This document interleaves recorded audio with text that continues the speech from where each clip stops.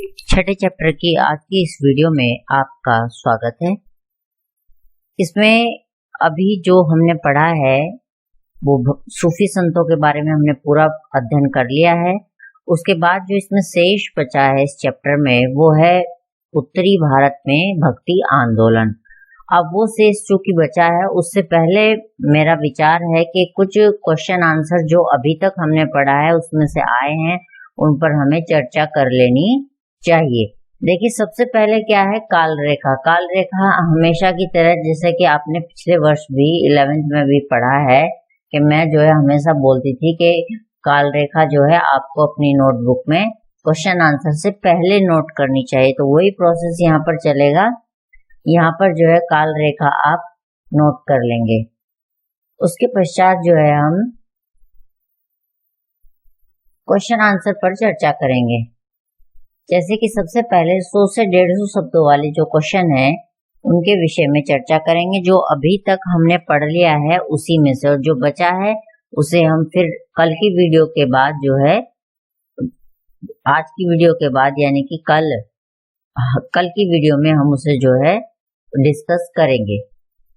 पहला क्वेश्चन ही देख लेते हैं जैसे कि उदाहरण सहित स्पष्ट कीजिए कि संप्रदाय के समन्वय से इतिहासकार क्या अर्थ निकालते हैं। देखिए ये चैप्टर के जो है बिल्कुल प्रारंभ में हमने पढ़ा है किस प्रकार जो है संप्रदायों का समन्वय हो रहा था। अब संप्रदायों का समन्वय कैसे हो रहा था कि उसमें जो है एक तरफ दो विचारधाराएं इस समय जो है काम कर रही थी। एक थी ब्राह्मणीय विचारधारा जो कि पुराणों पर आधारित थी, और दूसरी ओर क्या था कि ब्राह्मणों ने ही जो शूद्र थे और स्त्रियां थी जिन्हें अभी तक वेद पढ़ने से वंचित रखा गया था उन सबको स्वीकार कर लिया था। एक प्रकार से समन्वय बना लिया गया था। और इसके साथ ही साथ जो है हमने ये भी अध्ययन किया है कि जो है स्थानीय देवताओं को समुदायों में जो है एक समन्वय स्थापित करके उन स्थानीय देवताओं को एक सार्वभौमिक रूप जो है प्रदान किया गया। इसके उदाहरण के रूप में हमने देखा है कि जगन्नाथ जो उड़ीसा के पुरी में जो है भगवान विष्णु का जो है जिन्हें नाम दिया गया जगन्नाथ जी को, उन्हें और देवी की जो पूजा थी जो स्थानीय स्तर पर अलग अलग रूप से पत्थर को लाल रंग से रंग करके की जाती थी, उनका देवी संप्रदाय उन्हें जो है देवी संप्रदाय से लेकर के उन्हें मुख्य धारा में लाया गया। और किस प्रकार से जो है इन दोनों प्रकार की पूजा प्रणालियों का समन्वय स्थापित किया गया। जहाँ एक और जगन्नाथ जी को वैष्णव परंपरा से जोड़ा गया, वहीं स्थानीय देवियों को देवी परंपरा की पूजा से जोड़ा गया जो बाद में जाकर के भगवान विष्णु और भगवान शिव की पत्नी के रूप में उन्हें पूजा गया। अब जो है अगले क्वेश्चन पर जो है हम चर्चा कर लेते हैं। नेक्स्ट क्वेश्चन है कि किस हद तक उपमहाद्वीप में पाई जाने वाली मस्जिदों का स्थापत्य स्थानीय परिपाटी और सार्वभौमिक आदर्शों का सम्मिश्रण है।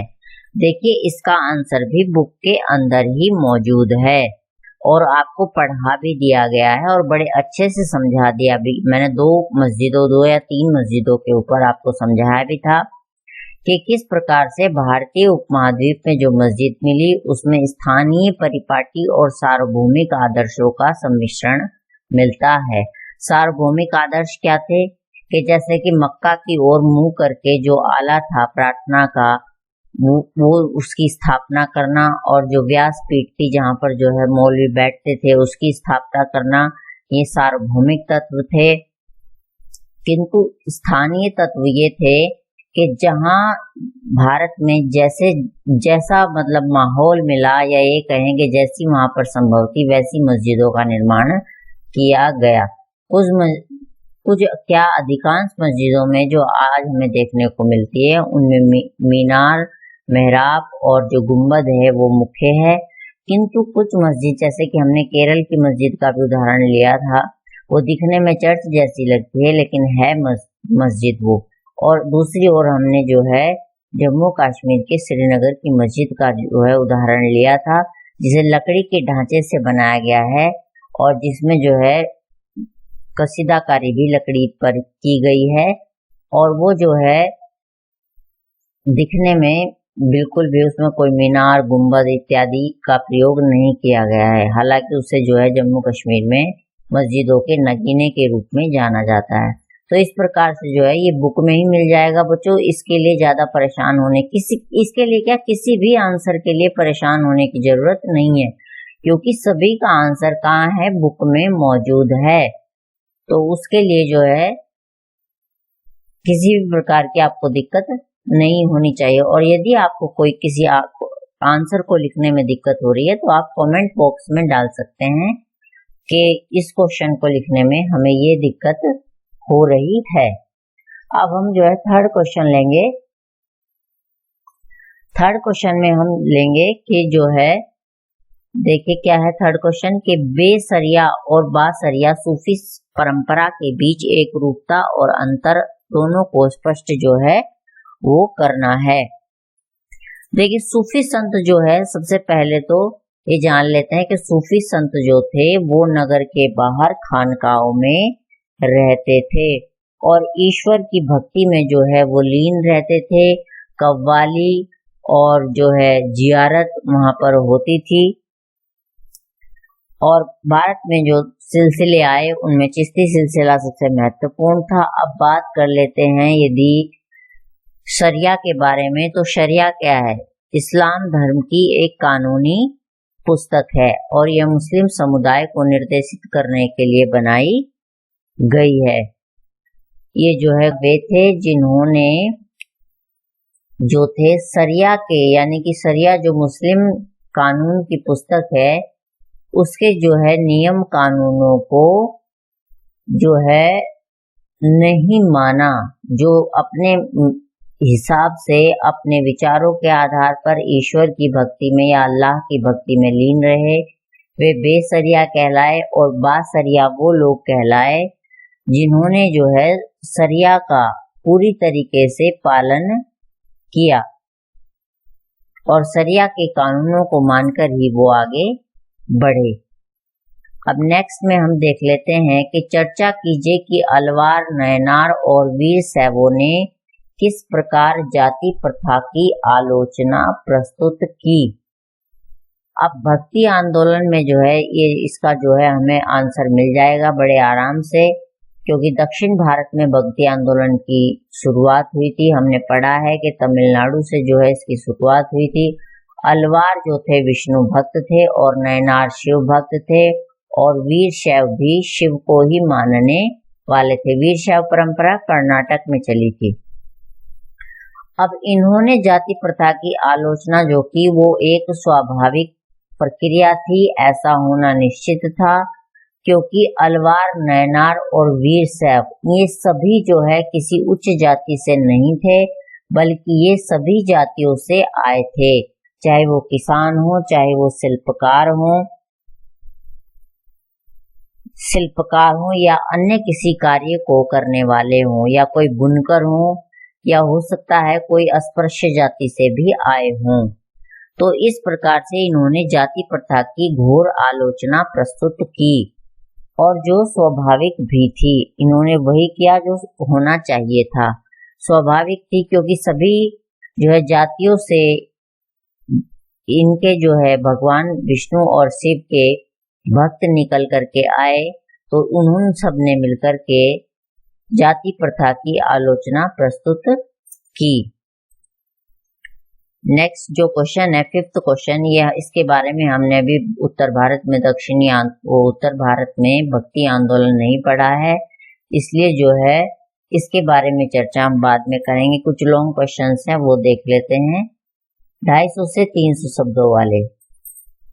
6 क्वेश्चन जो है, सूफी मत के प्रमुख मुख्य जो है धार्मिक विश्वासों और आचारों की व्याख्या कीजिए। अब सूफी मत क्या था, ये आपको जो है कल की ही वीडियो में मैंने बताया है कि इस्लाम में जो है जिस प्रकार से हिंदू धर्म में भक्ति संत सामने आए, यानी कि एक प्रकार से सुधारवाद की भावना को लेकर के आए, उसी प्रकार इस्लाम में भी सुधारवाद की भावना को लेकर सूफी संत जो थे वो सामने आए, यानी कि उन्होंने ईश्वर यानी अल्लाह का दरवाजा सबके लिए खोल दिया और उन्होंने ये कहा कि जो है किसी प्रकार के नियम कानून को आप ना भी माने तब भी जो है अल्लाह या ईश्वर की उपासना कर सकते थे।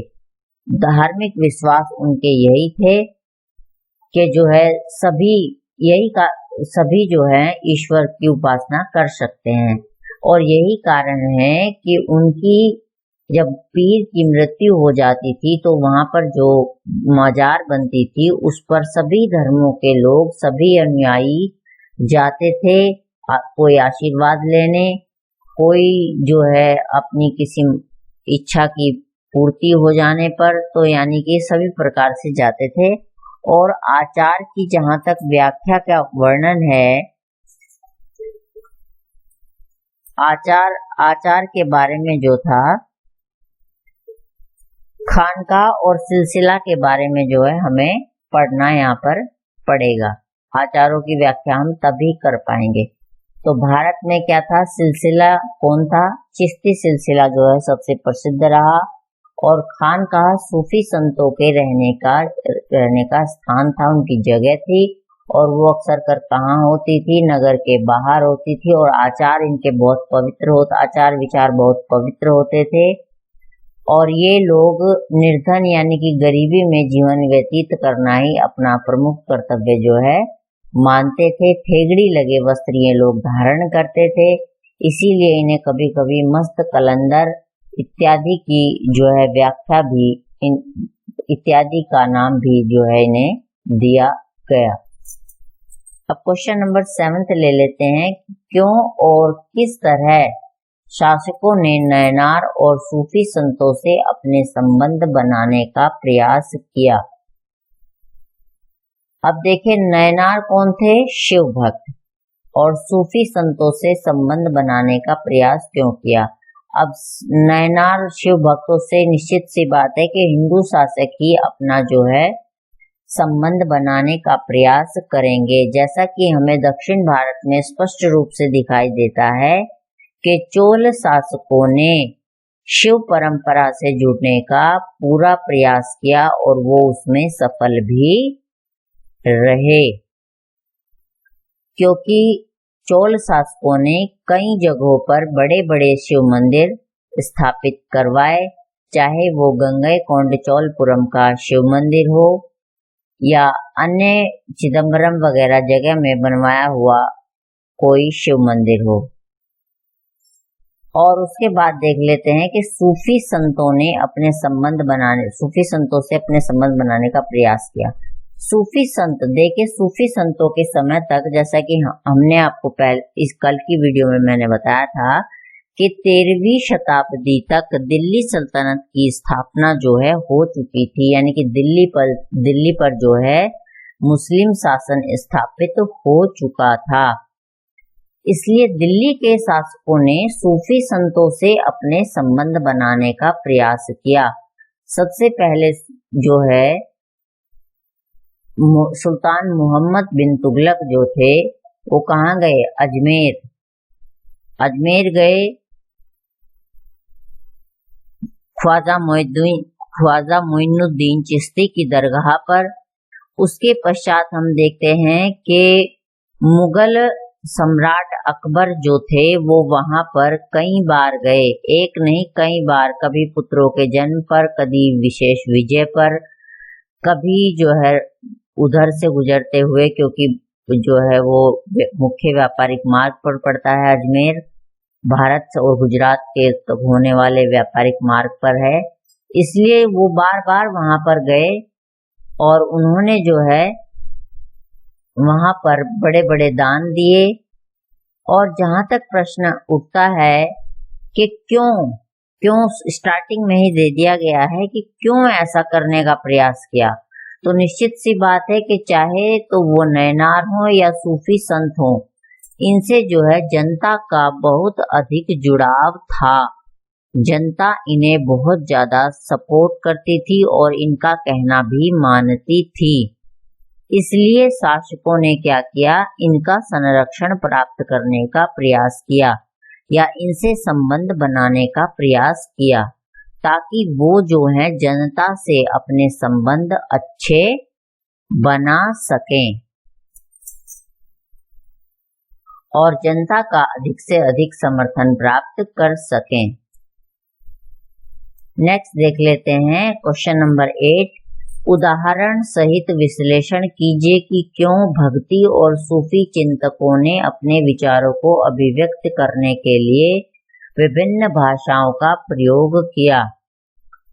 अब उदाहरण सहित बताना है कि भक्ति और सूफी चिंतकों ने अपने विचारों को अभिव्यक्त करने के लिए विभिन्न भाषाओं का प्रयोग क्यों किया।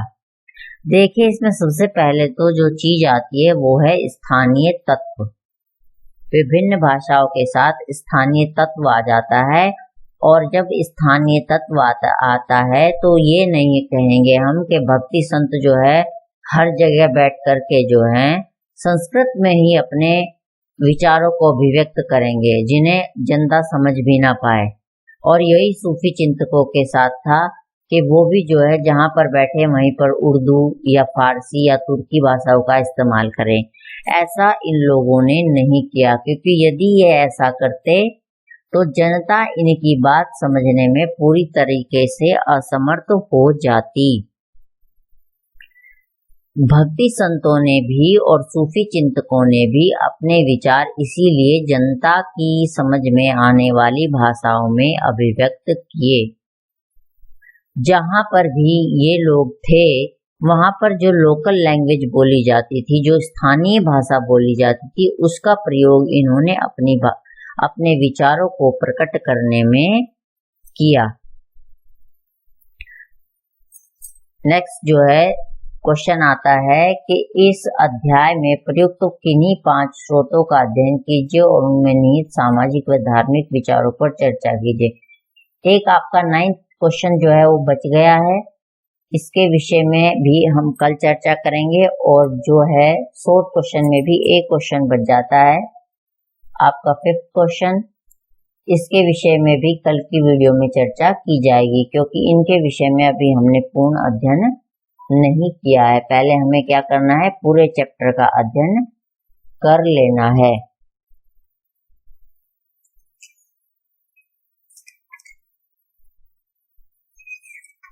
अब जो है अब उदाहरण की बात ही जो है इसमें की गई है। मैं यदि 8th क्वेश्चन को लूं कि विभिन्न भाषाओं का जो प्रयोग किया, उसमें हमें एक उदाहरण भी देना है। उदाहरण सहित विश्लेषण कीजिए। तो उदाहरण तो बहुत सारे मिल जाएंगे, जैसे कि आप कबीरदास जी को ले लीजिए, भक्ति संतों में प्रमुख थे कि उन्होंने जो है अपने विचार ऐसी भाषा में रखे जो सबकी समझ में आ जाए। उनकी भाषा को इसीलिए लोग क्या कहते हैं, पंचमेल खिचड़ी भाषा भी कहते हैं। खिचड़ी मतलब खिचड़ी में आप जानते हैं कि दाल चावल आलू या जो भी मर्जी है वो डाल सकते हैं व्यक्ति। तो इसी प्रकार से उन्होंने भाषा में जिन जिन चीजों की जरूरत थी उन चीजों को रखा और उन्होंने अपने विचार जो है इन्हीं में प्रकट किए। उनका इसमें एक आध दोहा लिख देंगे तो इस प्रकार से उदाहरण जो है हमारा सटीक बन जाएगा।